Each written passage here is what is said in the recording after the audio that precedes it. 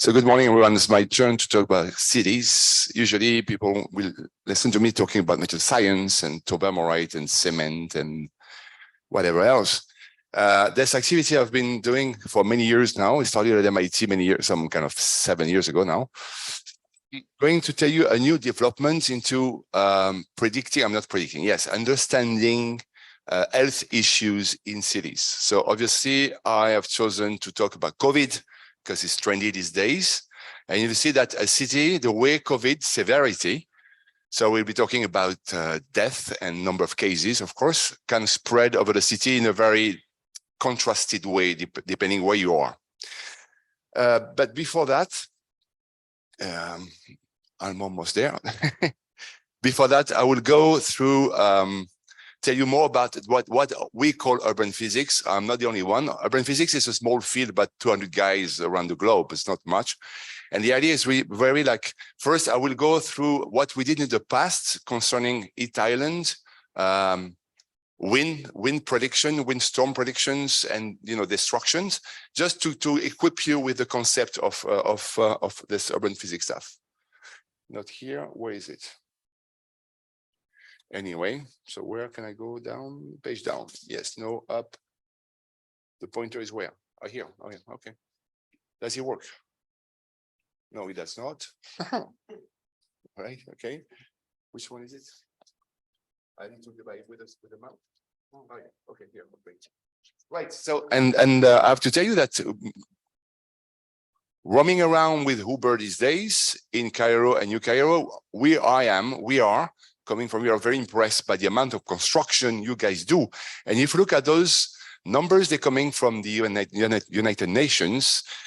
So in the y-axis, this is the number of the city of the size of New York to be built over time. So we are like roughly here. So you see, we are, okay, there is an upper bound, a lower bound, typically right here. So we should be, mankind, be building about, I don't know, 8 cities every year of the size of New York, which in terms of cement and all the materials is just enormous, right? And obviously, this is not something we're going to see that too much in the US or too much in Europe. But when you come to Cairo, you understand what it is, really. I mean, for me, this is amazing. I mean, amazing, striking, right? Right, so we are facing that, and that within the context, obviously, okay, that's actually new data that I've taken this yesterday evening from the web. This is in Europe. So you see that these are, okay, I put the flag for the French cities because I'm talking to some other French kind of city guys. But the thing is that you see that most of the cities are in the growth mode, except a few that are decreasing. This is Athens, Katerina. So by 200, we expect a decrease of 1.3 million of inhabitants. That is because of demography in Greece, but also because the people are moving away from south places. All right, so if we keep doing that, then the next, of course, is to take into account this climate change thing, right? So here I would have surely, I could have put the sandstorm that you experienced like 3 days ago, which is what was very unusual because you had rain and sandstorm at the same time in June. This is a Hurricane Sandy in New York. You see this part of New York is totally flattened, like an explosion. That's the effect of hurricane. New York is not experiencing many hurricanes, like compared to Florida, for instance. Then this is Paris. This is called the urban East Island effect, is that this is the delta in temperature between the outside Paris, typically those two places, there are wooden places, these are forests in Paris. And you see that the delta T typically of 3-4 degrees increasing. And the thing is that, okay, 3-4 degrees, not much. So 3-4 with compared from the outside, not too far, meaning that if the outside is maybe 35, it means within Paris is 40 degrees. And that is then you start touching the health issues for people. For instance, the first heat wave in France in 2003 killed 20,000 people, mostly elderly people. So there is a health issue. And then obviously this is for now just a correlation, and you see just a weak correlation, but this is the particulate matter in the atmosphere in France and the asthma disease, the way it spread. So you can say, okay, this is Paris, this is a very industrial place. Yes, a lot of asthma. Here you have not much of industry, but still you have a lot of asthma. So something to be understood, right? So just a correlation. And with this urban physics, we try to go beyond correlations, okay? I wish that thing could work, but okay. So next, I'm not going to tell you this context of the COVID. The COVID is really, that's the map of the world, and the darker blue, the largest severity of the COVID.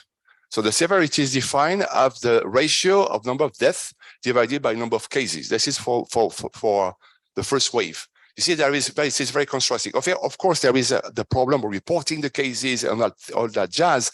But these days, with 2 years, 3 years after that, we have a we know the data more. All right, so before going that, I'm going to equip you with those physics ideas. And I think nothing new. This is what physicists will do every day when they attempt to analyze matter. So, in physics, we want you to design to see if something is messy or a liquid or a crystalline solid. We throw X-rays or neutron to matter, and what comes out of it, right, tells us the characteristic of that matter. For instance, in here, this is a part of a city. I will climb on the roof of that building here, and I will count how many first neighbors I have. Buildings, not people. Okay. Then I will count the second round of them, second neighbors, and so on. And I will just build an histogram of those neighbors. This is typically what a chemist or physicist will do when you throw X-rays to matter. And the signal that comes out of those scattering diffraction experiment tells you if you are dealing with a liquid, with a solid. And how is that? We analyze what's called a pair distribution function, which is the Fourier transform of the signal, which is here. There's G over here. This is just a kind of normalized density with distance. And for instance, with a typical liquid, like real liquid in a bottle, right? Like in a water thing in there, this is what you get. First peak will be the first neighbors, and the second neighbors, you see, but they are very smooth. That is typical of a disordered system. Could be a glass system, could be a liquid system. Now we apply the same thing to Seattle. So we didn't throw neutrons or X-ray to Seattle, of course, because we do have the building position for OpenStreetMap. Okay, so these are Google Map, if you like. And look at the signal of Seattle. It's very much like it's very much like a liquid. I tell you what we do with that, just to characterize the city.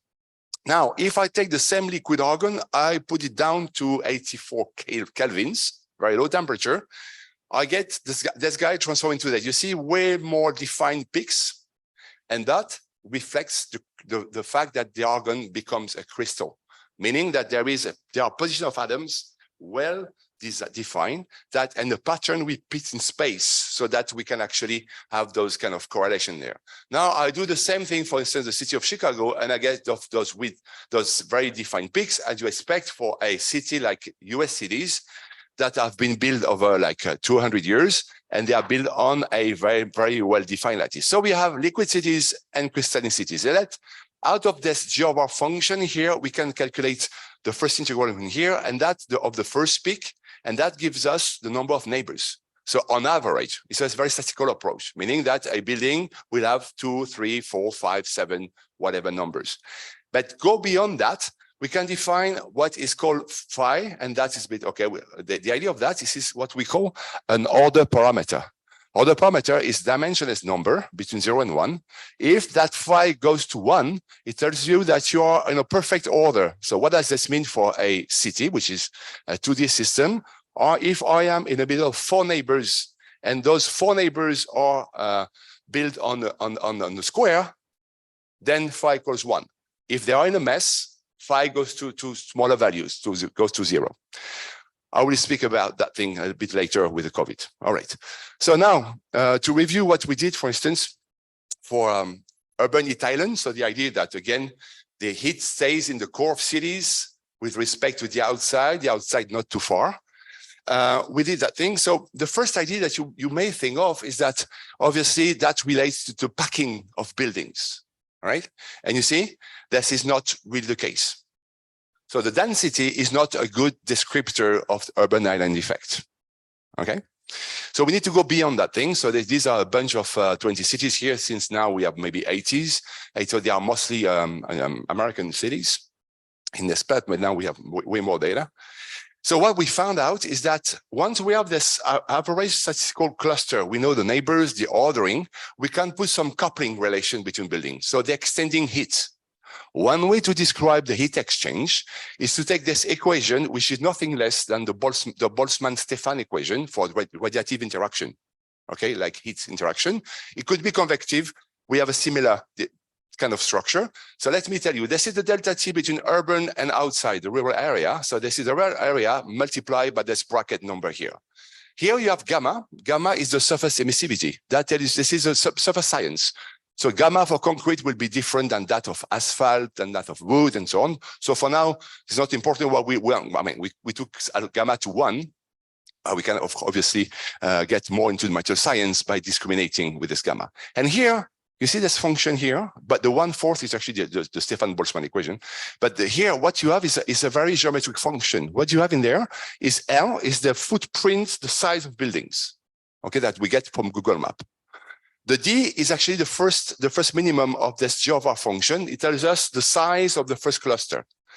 And out of that, and H is the height of building, because you understand that the heat coupling has to do with the amount of facade in vis-a-vis. And out of that, we can actually predict this delta U and compare with measurements. So we kind of find a kind of an agreement which is decent. But what we find out, more importantly, is that liquid cities tend to have a way lower delta T than crystalline cities. So it's very counterintuitive. We found out that the other cities like Manhattan in New York, they keep more the heat than Boston, for instance, which is more like a liquid city. Okay, that was our first surprise. And since then, we have many more cities. But this is typically the spirit of this urban physics ideas, for instance. Obviously, then you can actually go down to mapping the risk of heat, for instance. And this is New York City's out. This is data coming from a satellite. But what matters here, this urban heat island has to be measured at night. This is the energy that materials release overnight to the outside. And it becomes an issue for health when this temperature doesn't go for humans below 23 degrees or 24 degrees. And that is happening a lot these days, even in Europe. And that is the prediction. For instance, those white spots here, this is Central Park in New York. So you can see that we can actually predict with no satellite, with just this description of neighborhood and coupling quite well the infrared picture. But what was my discovery is first that land temperatures are not, or not UHR, or surface temperature, I should say, because there's not much land in cities. And this is what the satellite sees. This is the first problem. The second problem with satellite is that the resolution may be 150 meters at the best. So here we can take those equations down to the neighborhood, because this is a very local analysis. And for instance, this is what we did. This is a part of Bronx in New York. Sorry. Oh, now it works now. No, it doesn't work anymore. So cool. All right. So here we go down to the Bronx in here. And this is at the scale of here, you can say, okay, that guy is experiencing less heat than this guy, for instance. So we can make this kind of prediction. And I will show you in a few slides what we did for Cairo, for the old Cairo. Okay. And then we go, this is Cairo, you recognize. So we have mapped out this old Cairo. This is the eastern part of the Nile. We don't do Gizeh. And here is the result. So here, the position of buildings were taken from whatever Google map or the screen map. What we do not have for now for the Cairo city, the height of buildings, as opposed to New York. New York, we can do a very precise calculation because we know the height of buildings. So here we have to play a simulation game. Assuming that all Cairo was made of buildings of 5 meters height or 15 meters or 20 meters, obviously the coupling is more.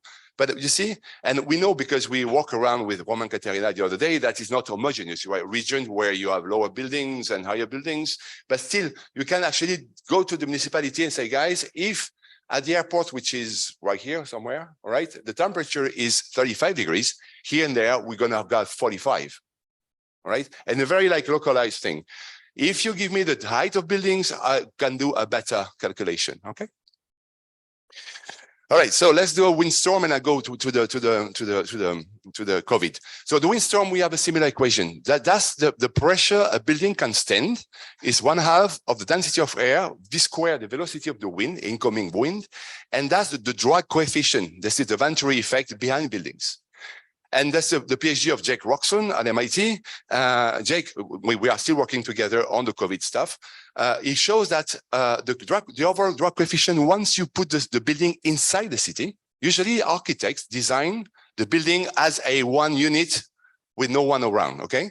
Now what Jake has shown is that the drag coefficient has two components. The single building by itself, not surrounded. This is design of building, strength, material science of a given building. It shows that there is another term in there that is all coming from this function. You can calculate it as a Giovar function. There is a drag coefficient that is a contribution to the surroundings. And out of that, this is a prediction. I mean, we predict the past because we have the data. This is the city of Mexico Beach, which is on the northern west side of Florida. That city experienced Hurricane Michael in 2018.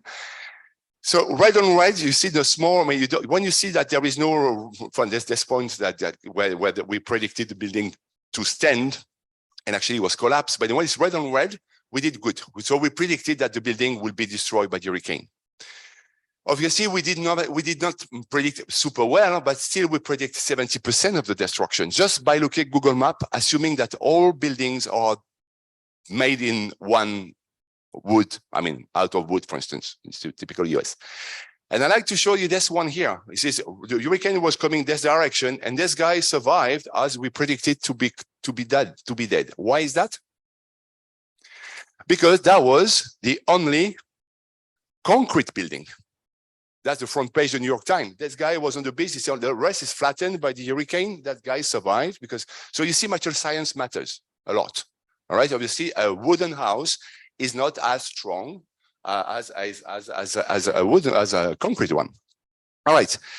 And then Jake went on doing the prediction at the scale of Florida. So you can zoom and so on and say, okay, in that part of Florida, we have this kind of neighborhood here, which is more at risk than this one and so on. So that's kind of thing that is typical of what urban physics does, is predicting risks out of equation. Obviously, we need sensors data, we need satellite to compare with. But at the end of the day, we are very much what we call numerical sobriety, that we don't need much of calculation to do that, okay? All right, let's move to COVID now. All right, this is the map of COVID. And you see all those cities here, this is where we actually have data for. So we could predict, I mean, compare our prediction. So it's a bit, a lot of in the US, a few in South America, a few in Europe, a few in Asia. I don't have much data for Africa, okay, for now at least. But this is all available on the website, okay? These are public data. All right, so I'm going to tell you about this case fatality ratio, which is something that is used by epidemiologists to predict, I mean, to measure the severity of a disease. So it's the number of deaths divided by the number of cases, okay? Very simple.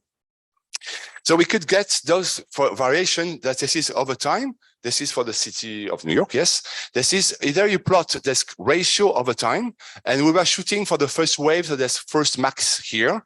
That will be corresponding to the first wave. Another way to do it is that you remove time, you plot one as a function of the other, the death as a function of the cases, and you have the slope. All right, so two ways to measure, and they both work nicely. What I want to tell you, obviously, that we are dealing with humans, meaning that this is, you know, you heard about that thing is called comorbidities.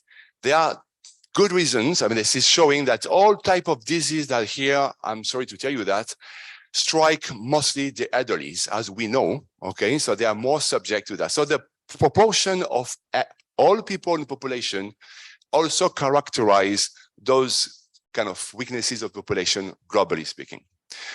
And that's why actually I forgot to mention the other co-author of this paper is Mircea Folsonea, is an epidemiologist in Montpellier in France. And he told us that you need to include the access to health care for every country. And this is what we found actually. This is out of mostly, this is the fraction of population older than 65. And this is this health access quality factor, which is a United Nations factor to define the access to that. They all align very well. So this is correlate very well with that. So the you know, the older the population, the better. I mean, this health, meaning that we spend a lot into healthcare. You have some outliers here, and those are all like it's called the Arabic Peninsula, like Qatar, Kuwait, all those guys. They have a pretty young population, and they spend a lot into healthcare, meaning that the old guys don't survive. I don't know what's going on there, but this is clearly outlying out of the 209 data that we have for other countries. So my point here is to tell you that the population could be just characterized by the age distribution and mostly the proportion of people older than 65 or 60. Yeah. All right, so let's move on. And then we derive this equation. So that's the CFR, called AI, that's the measured one. What we said is it's in excess, it has to be corrected for some parameters. So the parameters, you see that there are three terms here that are written as a product from a physicist. This is three independent probabilities. So the one minus, it tells you a correction from an effect. So the OI is the outside index that we build it out of what I read in literature. This is the density of buildup, the surface buildup density here, the other parameter, the phi that I was telling you about, and the relative humidity. All those W's, this is a statistical weight. We know those SI, the phi, the relative humidity from the web, and we need to have some kind of adjustments to find those statistical weight in there. And then there is, very important, there is this II, this indoor index. That's the number of people per unit, per housing units, number of housing units per building. So it tells you how many people are piled up in buildings, okay? And there is this personal index here, which is the fraction of the population. And then we added this, at the time, the wealthiness, how rich people are, because we were in the US, and you know that in the US, if you have a wealthy credit card, it gives you a better access to healthcare. You'll see that for COVID, that thing that didn't count. This W, this weight parameter will be 0. So anyway, so we have kind of some parameters we need to adjust, and for that, and let me tell you what is this A0. The A0 is this CFR corrected for all those factors, which is the A0 is the natural CFR of COVID for people less than 65, healthy and wealthy, and not affected by architecture and being in cities. So people living in a big big house away from the city, and young and kind of rich. All right, so that will be our characterization of the COVID. And then so we adjusted those weight parameters, those 5 weight parameters, against those part of 4 cities, which is New York. So New York at the scale of counties or boroughs, Los Angeles, we did Chicago and Seattle. So it's 20 points. We have 5 weight parameters. So the system is mathematically defined, okay? And then fine, that's the distribution of the effects. So the UI could be the personal index, the indoors index, outdoors index. And you see they are very Gaussian distributed. So we like it in some ways. But what I tell you, remember that the correction is 1 minus that, right? So you see that the A's in the end is not so much, because it's 1 minus 0.15. It's not a big correction. We divide the A0, we multiply the AI by 0.85. But what matters most is actually the indoors parameter and the outdoors parameter. All right. And here are the weight parameters. And what I want to stress is that for the rest of the presentation, all those numbers will remain constant. So for instance, the phi parameter, the order in city, local order, is 10%. While what matters most is for 90% is the relative humidity. So I guess in Cairo, you're safe, it's very dry. But for instance, you have to know that in a city like Bristol, which is in the UK, 15% of the cases of COVID died. 15%, 1.5. And then you have this indoors parameter. So this is the density of population of the number of people per number of units. Rho I is 1 minus the number of housing units per building, obviously. So it goes to 44. So it tells you that that's you understand the contamination is a local thing within the building. And then, as I said before, the only parameter that matters for the personal index is the fraction of population older than 1. Than 65, and the A0 come to 0.01%. You have to understand this is 10 times more than the flu, as we will see later. Okay. That's for the first wave, where no vaccination were in place, no much of measures and so on. We were like trying things. And here are straight data. This is the prediction as a function of, the predicted as a function of the real thing. And this is the city. So it works quite well in the scale of cities, except for those in here. You see that they are very close to the A0 value. What are those territories? They are either places where they took measures right away, like in Berlin. Berlin was kind of escaping the first wave. But all the rest are Liechtenstein, Malta, Maldives, Bahrain, Singapore, very small places that just closed down for the first wave. But for the rest, we're predicting the first wave quite well. All right, so what's next? Next is to tell you about the multi-scale approach. So I started with fitting those weight parameters at the scale of borough, ward. Now I can go down to the zip code level. And that's what we did for the data we had for London and Chicago here. All the crosses are the Chicago zip codes. I don't know where you are. I know you're not that far away. And this is London here. You see that, okay, there is more, of course, noise in there because not all those zip codes have a hospital and everything. There will be motion of patient in between, but still they are kind of where they should be. So now if I multiply, this is the map of London. That's what we did. So the one of the bars are the predicted, the light blue, and the dark blue is the actual measurement. So we can actually predict the severity of COVID at the scale of zip code in cities like London easily, right? Provided, obviously, that we have some data on the internet, which, for instance, not the case of France. Now, to tell you more about the multi-scale approach, so I started with those here, the world level. We went down to the city level. And here we have at the city scale. So this is a very multi-scale approach, right? And here we have the outliers, the one that closed down in the first wave. So we see we can actually test the prediction at the zip code, at the world level, at the city level. And this is the same AI, but multiplied by the fraction of population per area. Obviously, at the city scale, the fraction is 1, of course. All right. Now, what's next is that we were asked by the reviewers of this paper that we're trying to publish, what about other disease? Does this work the same? And the idea is that we didn't change any of those parameters again. What matters is that we could predict the flu and the pneumonia for 3 cities, because we found the data for 3 cities in the US, which is Chicago, New York, and Los Angeles. And what we found is that the flu is, the A0 of the flu is that of COVID first wave divided by 10, which is the A0 of COVID-19 for all of the waves where the vaccination or other measures were in place. You see, there is a factor 10 in between. Pneumonia is more serious because the A0 of pneumonia corrected for the city parameters is actually that of COVID-19 first wave. And if you read more about this medical literature, actually the people who actually suffered and died from COVID, they actually died from pneumonia. All right, so it's not so precise a way to say that we're doing well. So you see this approach, the statistical equation allows us to predict different diseases at different scales. Okay, so then we can do it the same as for heat. We can do a map, as I shown you for London. Okay, that's maybe if we have to deal with this kind of disease, we should put more AUC, or what it's called ICUs unit there, more than there, and so on. So it is an help for the authorities to react to this kind of threat. And with that, I thank you for your attention.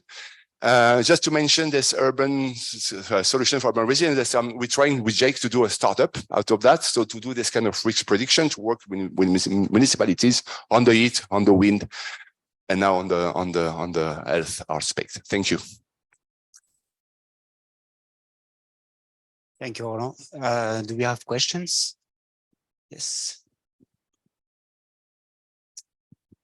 Thank you for the nice presentation. And I had to think about, you're looking at the buildings alone, but what about the streets or the roads surrounding them? How did you incorporate them, or could you incorporate them? They are in there. I mean, you know the peaks, all right? Yeah. You have the first thing, this is what they are.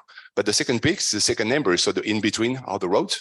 So we're not taking the connection between the roads. This is a very static things in some ways in terms of. Now, what is true is that if you have a hot spot, for instance, for the heat here and the cold spot here, from thermodynamics, you induce a flux, you induce a breeze in the city, and that will depend on the city connections, which are the streets. Okay. But at this stage, they are not incorporated. I mean, it's just a coupling. So what we do is, yes, it's just like having a configurations of buildings and making coupling between buildings through the street. Now, another question. So do you think that this approach can be used from municipal point of view in sense of managing the city streets and roads and so on? Yes, but instead of having illnesses, we'll have road distresses, for example. Oh, you mean road quality means? Yeah, quality of the roads. All right. Sure. Of course. I mean, you could do the same correlation with if we were to measure the road problems, we can do the same kind of correlation. And not only that, we are working on the traffic jams through the streets. Excellent. Okay. And you can map out with some kind of equation of colloids, if you like, call it science, the traffic jams out of this equation. They are similar. This called Schreckenberg equation. They are the same equation at the city level for traffic jams as the motion of active colloids. So that is what we do in the sense of this urban physics, and we're pushing concept by analogy very much. So we can, for instance, depending on the branching of cities, you can show that there could be configuration where there will be no traffic jam, but that will kill this first order phase transition that we have on it. So there you have a supercritical fluid with no much of dense regions, which means a traffic jam. But that obviously is not typical cities of our history. They are designed for traffic jam, as to say. For instance, I was reading not long ago that in Paris during the Middle Age, people were moving at 15 kilometers an hour, and it's still the same now because of traffic jams. Okay. Right. Now, my final question, I'm sorry for taking too much time. Now, what about applying this for intercity relationships? Okay, sure. For movement, for traffic or for anything? Actually, I guess if you want to, my interest is obviously in the transportation area. Okay. But you can build on what you have here through that, like the influx you were talking about, and then project on transportation if you want. Okay, for the heat, you understand that this was the first neighbor thing, so this is really local thing. For the wind also, right? Now for traffic, for instance, yes, we could be like seeing a given spot, a city, as a rest place where you do a simulation of traffic, and you will spend a lot of time stuck in that place, and that obviously will impact the rest of the network. So we can do this, the scale above the transport modeling I was telling you, at the scale of connection between cities. So this is, expandable. This approach can be expanded. Exactly. To an entire network for an entire country. If you were to know the stocking time in a place. In the first place. So for instance, crossing Cairo will take 2 hours. So meaning I'm going to be stuck in that point and at this point for 2 hours. Yeah, I'm more interested in the structural health of the asset than the transportation, transportation, I mean, traffic wise. So the asset here is the road. Yes, of course. You can also put some kind of pain or let's say on the road, saying, okay, that road will be a stickier road and there's very fluid arteries, and that parameter will characterize the state, the infrastructure state. If you have a bumpy road, a destroyed road, or work, actually that will also creates traffic problems. Okay, I'm having so many more ideas and questions, but there's no time. But you see, but at the end, what I'm saying is that the thing is that it's cheap also in terms of computing.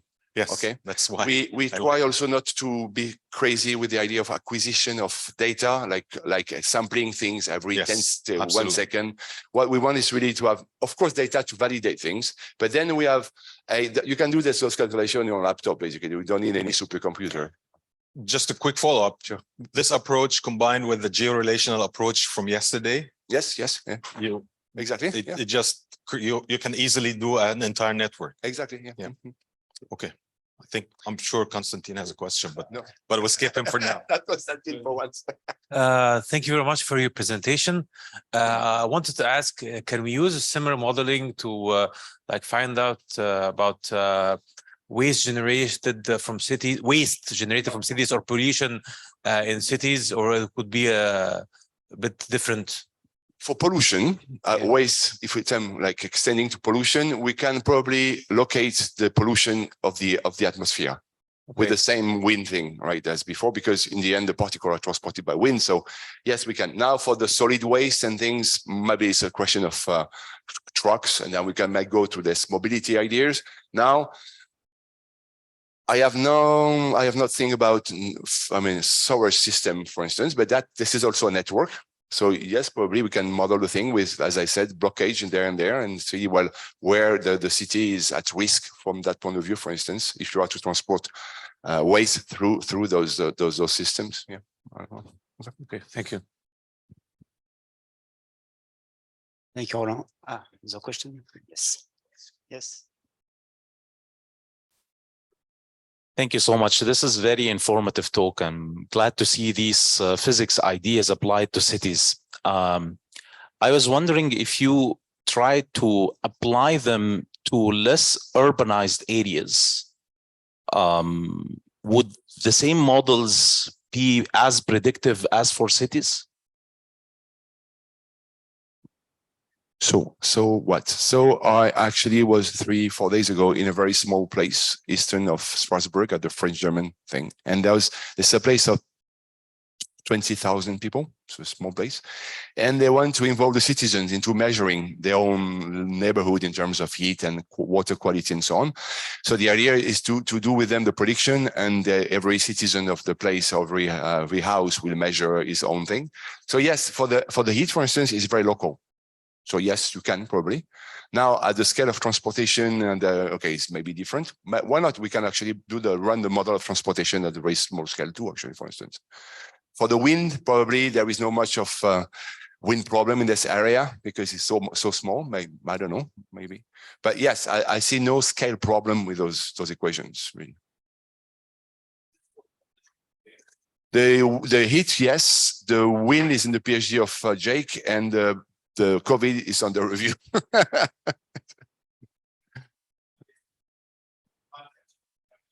No, please. I mean, of course. I mean, by the way, this is all I do because we started doing this series of conferences like, I don't know, a long time ago, like 11 years ago or something. And the idea was very much on material science. It was all about concrete, about asphalt and things. And that's now maybe we want to combine the city idea. That's why I'm very happy to see city planners and that the idea, because at the end, they are the guy using it. Or they might want. What I also know, for instance, talking to some urban planners in France, for instance, I have a house close to Marseille. So I know one of them or two of them there. And there is this huge part of Marseille to be rebuilt. So this is an industrial area that the city of Marseille has bought and turn it into housing. But in 10 years from now, because it's millions of meters square to be built. So it's a large project. It's called Euro-Mediterranean 2 or something. And so I talked to one of the guys involved in the planning of this. So what is the rule? And now you tell me if I'm wrong, is that you have to prolong the avenue as straight as possible.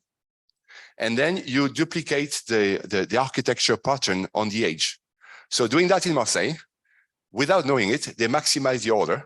So they maximize the risk of heat island effect, which Marseille could be, is not as hot as here, but I tell you, it can be very hot. So that's typically this kind of knowledge, at least for the Marseille guy, is not in the hand. Okay, so I keep telling them, you should randomize a bit your building or impose a function, a GOR function, so that your building will, locally speaking, we are not kind of concentrating the heat, for instance. So I'm just saying that there is also an education part of it because it's two communities that are not used to talk. The physicists on one side and the material science guys and everything.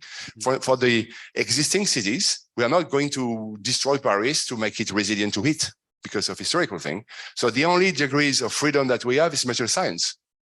For the management of the water in the nanopores of cement, this is a big thing for the heat business, for instance.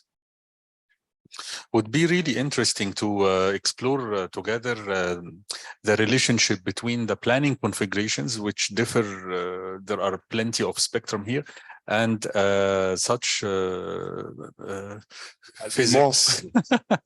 I'm happy actually. I want to have. For now, I didn't succeed in convincing French cities to play with those things, right? Okay, maybe the small cities I was there 4 days ago. But yes, if you have the planning, for instance, the height of building position, we can calculate that map and maybe move buildings around so that we, for instance, minimize the heat. And yes, we did that for, I don't have the slide, but we did that for Manhattan as we were owning part of Manhattan, super rich guys. And so we said, can we, because Manhattan is a very square city, right? So can we move buildings around so that we minimize the heat? So we imposed the GeoWarp function to be that of a liquid locally for the 3 blocks. And the solution that came out was a very tortuous Manhattan, no more straight lines, very, very differentiated in height. So there is less facade vis-a-vis in terms of amount of facade vis-a-vis. So at the end of the day, optimizing for the heat goes against mobility. Mobility, truck, car mobility. Against mobility. Yeah, so you see that's the thing I was saying about the 15-minute city, because we are connected to Carlos Moreno. We published a couple of papers together, and he's the 15 minutes guy. So he said, okay, but your solution is great. It's okay for me because you can still access the 3 blocks from the outside to bring goods in it, but you don't have to circulate cars and trucks in there.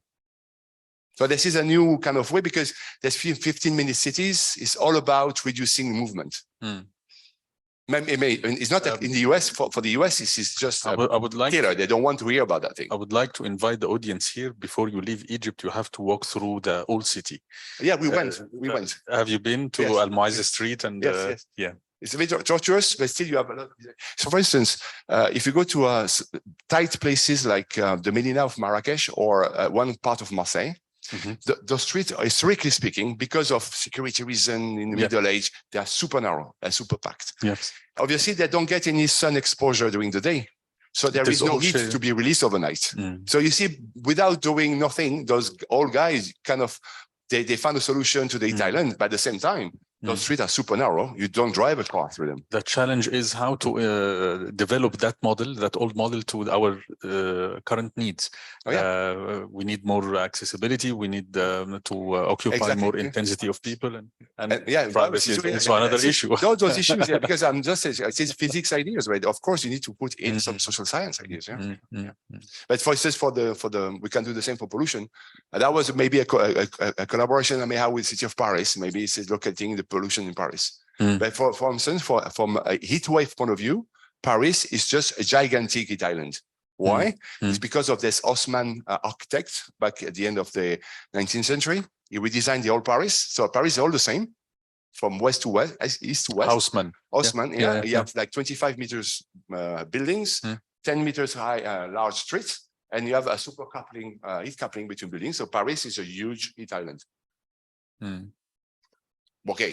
Wasn't aware of that. Didn't think about heat island. Haussmann planned a part of Cairo, by the way. Okay. The downtown, the European side of this is why you have those 25. There's 5 stories building. And the first time we see the squares radiant kind of planning system. But for instance, the city of Paris, to tell you the latest news, they want to green all the streets having a middle kindergarten school or a primary school, and make those streets not permitted to cars. So they will create greens and a better pollution thing. Now, in terms of traffic, something else. You face challenges everywhere. Well, I think that's okay. I don't know if the chairman is there. Sure. Okay, just quick. I think excellent talk, and you add always like new features to the model. We are discussing flood control measures, and so idea is escape routes for people, but it's more like road construction. But what we're thinking, flood control barriers, and you don't have many options, only maybe to rise level of roads. And the idea is, can you help us to identify which roads needs to be elevated for the best kind of flood control and also escape? Basically. This is a good question. We missed a talk yesterday evening, the last one. She was online from Irvine. The lady Sarah from the group of MJ, and MJ is doing flooding. All right, so there's this shallow water equation, which is a simplified Navier-Stokes. That is very heavy computationally. We're providing a new way to do this calculation from statistical physics, from density functional theory, whatever. And so for now, what we have is a comparison of, actually it was done by the sister of Tina. Tina was a Greek woman that was online yesterday. The flooding of Cambridge in Boston. So we compare the shallow water equation result with the CFT thing. So we are slowly moving into there, but we're not modeling the flows. We're just modeling the height of water. Okay. We're not yet at the flow thing. It's more difficult than the air. But I can tell you which part of the Cambridge can be flooded, for instance, yes. All right. Lunchtime. Thank you.